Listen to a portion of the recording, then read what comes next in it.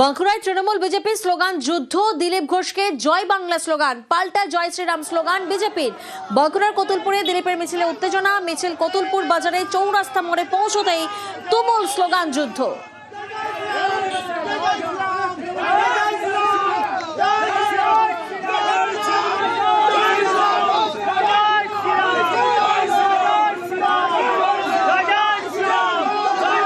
আমাকে দেখলে সবাই উৎসাহিত হয়। টিএমসি লোকেরা কি বলবে? জয় বাংলাই বলবে। আমরা জয় শ্রীরাম বলছি। জয় শ্রীরামের পাল্টা জয় বাংলা। আমি কোনো ধর্মকে হাত করে বলি নাই। হ্যাঁ এনে বা আমি ওসব ভয় করি না। আমি একটা পশ্চিমবাংলার নাগরিক হয়ে আমি এসব ভয় করি। অনুপ্রবেশ ঠেকাতে হাই পাওয়ার্ড কমিটি, জনবিন্যাস পরিবর্তন খতিয়ে দেখতে এই কমিটি, হাই পাওয়ার্ড কমিটি তৈরির ঘোষণা অমিত শাহের। সীমান্ত এলাকার জনবিন্যাস খতিয়ে দেখে রিপোর্ট, কেন্দ্র সরকারকে রিপোর্ট দেবে উচ্চ পর্যায়ের কমিটি।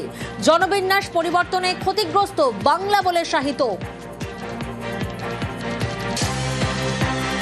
उच्च स्तर पर जनसांख्यिकी परिवर्तन की उच्च स्तरीय समिति का घोषणा किया जाएगा और वो समिति न केवल सीमांत क्षेत्र, पूरे देश के जनसांख्यिकी के परिवर्तनों को बहुत डिटेल बारीकी से अभ्यास करेगी और भारत सरकार को इस जनसांख्यिकी परिवर्तन को कुदरती बनाने के उपाय सुझाएगी।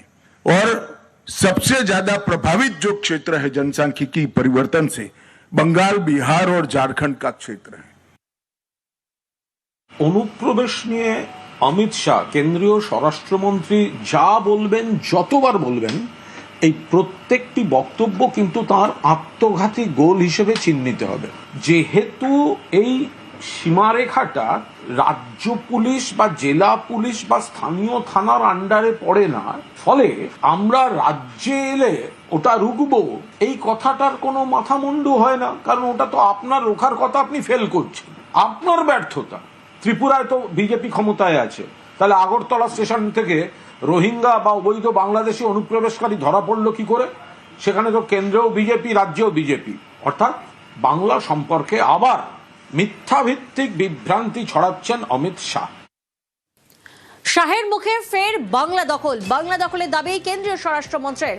ক্ষমতায় এসেই অনুপ্রবেশে কড়া পদক্ষেপ, অনুপ্রবেশকারীদের দেশ ছাড়া করার হুঁশিয়ারি।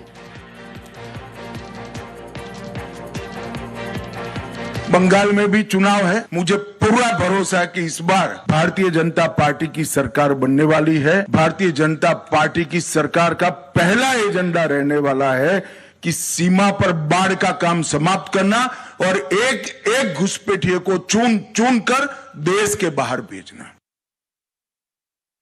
আচ্ছা, অমিত শাহ যে বলছেন পশ্চিমবঙ্গে বিজেপি সরকার গঠন করবেন, এই ফাটা রেকর্ডটা উনি আর কতদিন বাজাবে? কতদিন বাংলায় আসবো? 2021 সালে বললো আবকি বার 200 পার, 77 আটকে গিয়ে এখন 60, 23-এ বললো জেলা পরিষদ সব নিয়ে নেবো, একটাও জিততে পারেনি। 24-এ ডেলি প্যাসেঞ্জারি করে বলেছেন বাংলা থেকে নাকি ওনাদের সাংসদ বাড়বে, কমে গেছে।